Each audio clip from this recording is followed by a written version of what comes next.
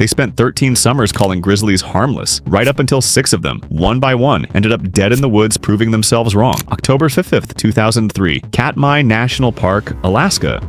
Timothy Treadwell was 46 years old. For 13 consecutive summers, he lived unarmed among wild grizzly bears in Katmai, sleeping within feet of animals capable of killing him in seconds. He filmed them constantly, gave them individual names, and told audiences, including tens of thousands of schoolchildren over the years, that these bears trusted him in a way they trusted no other human being. He founded an organization called Grizzly People, built entirely around that premise. He believed proximity was the same thing as safety.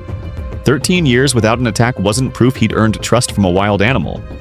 It was proof he'd been lucky 13 years in a row, and luck is not a strategy, even when it looks like one from the outside for over a decade. That distinction is the entire story.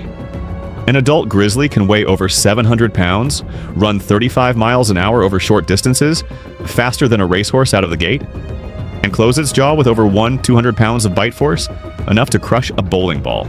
Treadwell carried no weapon, no bear spray, no deterrent of any kind in bear country for over a decade. His only protection was a belief that he was somehow the exception. Quick thing before we go further. We're closing in on 100 subscribers on this channel. When we hit it, we're giving away a $100 gift card to one random subscriber. You don't have to do anything. No entry form, no comment, nothing. Just be subscribed when we hit the mark, and you're already in the draw. We'll reach out directly, back to Katmai. On October 5th, later than his usual season, a bear entered the camp where Treadwell and his girlfriend, 37-year-old Amy Huguenard, were staying. His video camera was recording, as it always was. The lens cap was still on. What followed lasted 6 minutes. The video captured nothing. The audio captured everything. Alaska State Trooper Chris Hill listened to the tape once, in full, during the investigation. He described hearing both of them screaming, Huguenard telling Treadwell to play dead, then the sound shifting to him fighting back and asking her to hit the bear. Years later, Hill said he still hears it in his mind. Their remains were found the next day by the pilot who'd come to fly them home for the season. He radioed it in immediately. Rangers located and shot the bear responsible at the scene, along with a second bear nearby that showed aggressive behavior. The tape stayed in a safety deposit box for over 20 years, owned by Treadwell's longtime friend, Jewel Palavac. She never once listened to it.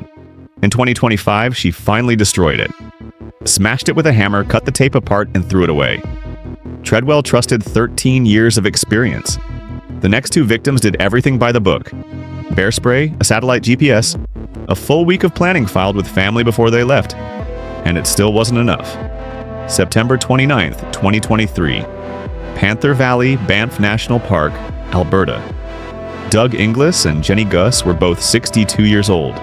Lab scientists from Lethbridge who had worked at the same research facility for years, together since university.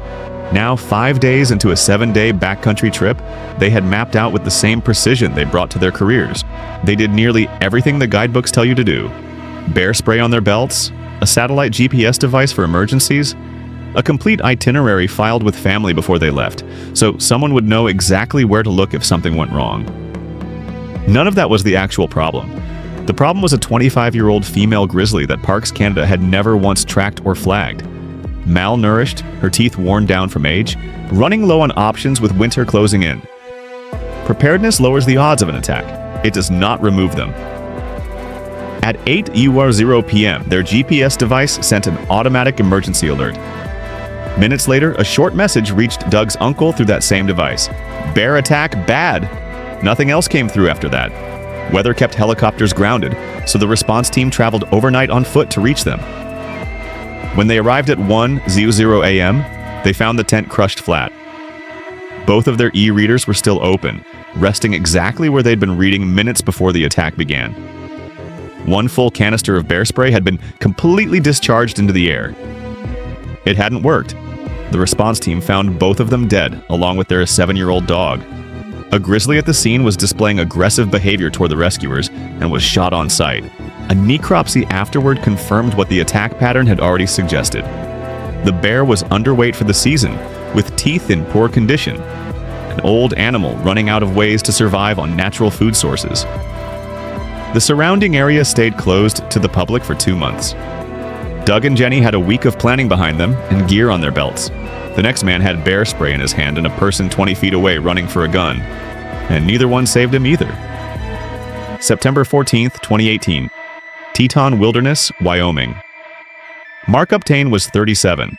A hunting guide, a lifelong elk hunter, a small business owner with a family back home. He and his client Corey Chibon had shot a bull elk with a crossbow the evening before and returned the next afternoon to field dress it. The carcass hadn't been touched by any predator overnight. There was no scent of a bear, no sign, nothing that gave either man a reason to expect what came next. A roughly 250-pound female grizzly charged full speed downhill out of a clearing, her year-and-a-half-old cub trailing behind her. She hit Chubon first, knocking him to the ground and tearing into his leg, chest, and arm. Uptain moved in with his bear spray, holstered on his hip, to pull her attention away. It worked. She turned on him instead. Chubon scrambled uphill for a Glock handgun sitting a few yards away with their packs. He couldn't get it to fire. When the bear briefly redirected toward him again, he threw the pistol toward his guide, hoping Uptain could use it. It landed short. It never reached him. Investigators later mapped the scene in detail. The gun found on the ground near the elk carcass, slide forward, no round chambered, never fired. An empty can of bear spray was found 5 yards from where Uptain's body lay, the safety clip removed. At some point during the attack, Uptain discharged that spray directly into the bear. Whatever it did in that moment, it wasn't enough to save him. But it may have been enough to end the assault because afterward he was able to stand and walk roughly 50 yards uphill into a grove of timber before he died there. The county coroner believes a bite that penetrated his skull killed him almost instantly. The state's own investigators believe he was still moving, under his own power, for some time after that injury. Both conclusions can't fully be true at once, and to this day, the two sides of that investigation still don't agree on which one is. Chubon escaped on horseback, riding roughly 400 yards to higher ground, where he finally got a cell signal and called 911. Wildlife officials tracked, identified, and euthanized both the sow and her cub days later, matching them to the scene through physical evidence.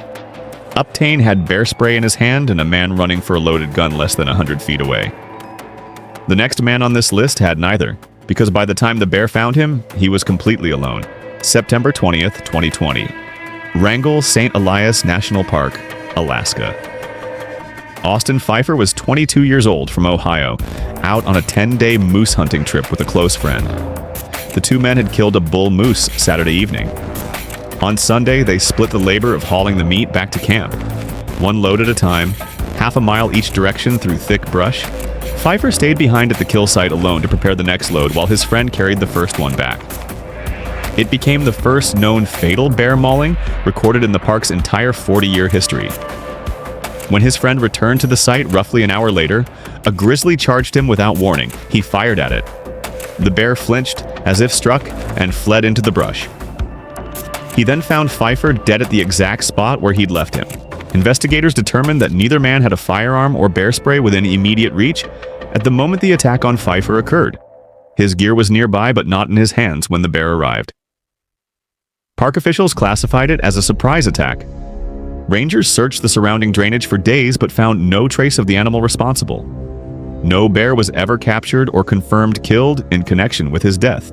Pfeiffer was alone for less than an hour. That was enough. The next case took 6 full weeks just to find out which bear was even responsible. July 22nd, 2022, near West Yellowstone, Montana. Amy Adamson was 48 years old, a former teacher from Darby, Kansas, an experienced long-distance hiker who had walked trails across the country and was, by her own mother's account, in heaven on this particular trip. She was hiking alone, off the main trail, in an area with no recorded bear activity on file. The kind of stretch that regular hikers quietly treat as safe, simply because nothing has happened there yet. Nothing happening yet is not the same thing as nothing happening. A hiker discovered her body on a Saturday morning and immediately alerted rangers. Wildlife wardens confirmed her injuries were consistent with a bear attack. She was not carrying bear spray. She had no firearm with her. For 6 full weeks afterward, the bear responsible for her death was never identified. Aerial searches of the surrounding forest came up completely empty over and over. Then in September, a grizzly broke straight through a kitchen window of an empty house near West Yellowstone and stole a bag of dog food from the counter. DNA testing on that specific bear matched it directly to the attack that had killed Amy Adamson 2 months earlier. Officials shot the bear at the scene of that break-in. Her cub was captured alive and relocated elsewhere. The forest around the original attack site stayed closed to the public for weeks while the case sat unsolved.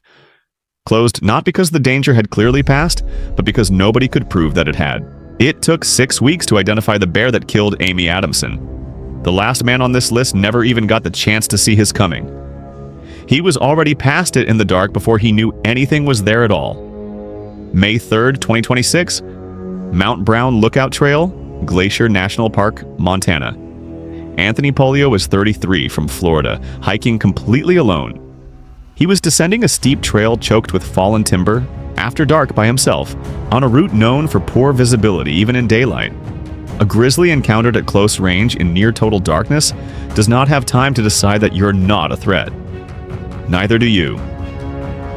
Polio was moving through terrain with almost no sightlines. During the exact hours grizzlies are most active on the landscape and least prepared to find a person suddenly in front of them. He was reported missing the following day. Search teams located his body approximately 50 feet off the main trail, in a densely wooded stretch tangled with downed timber. The kind of terrain where you don't see what's 5 feet in front of you until it's already far too late to do anything about it. An interagency review published months later reconstructed the encounter in detail. Polio had surprised an adult male grizzly at extremely close range, almost certainly in near total darkness, with no time for either of them to react differently. There was no footage of any kind. He had been hiking with no camera running, no witness of any kind, nothing but a trail report he never got the chance to file with rangers before he set out. The review concluded it was a surprise defensive encounter, not a predatory one. No bear was ever captured or removed afterward. The trail closed for an extended period while officials completed their investigation. 50 feet. That's all it took. 6 people who trusted the woods, and the woods didn't care. The bear that killed Anthony Polio is still out there right now, and nobody's looking for it anymore. If this is the first one of these you've watched, there's another one on your screen right now.